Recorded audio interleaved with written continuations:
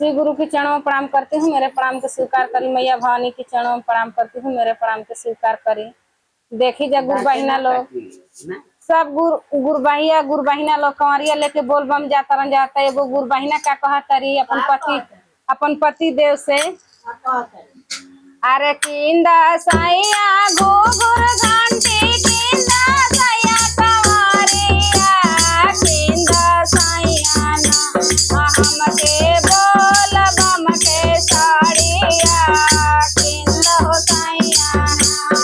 हमके बोल बम के साड़िया किंदा हो राजा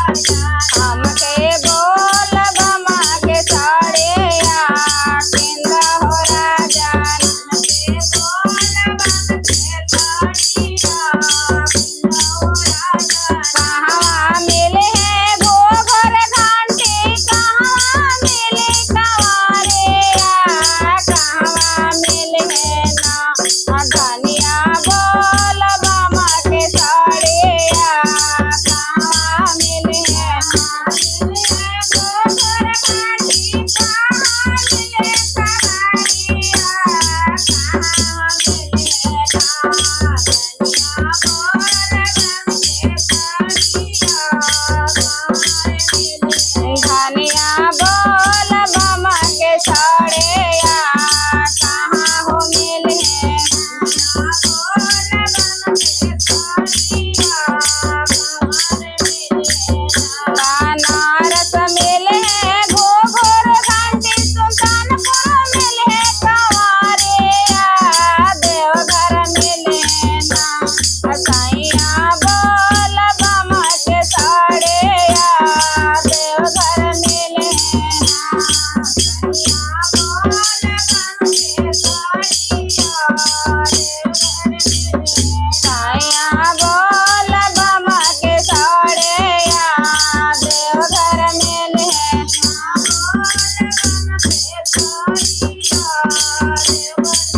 केंदा साइया घोघर घंटी केंदा साइया कंवरिया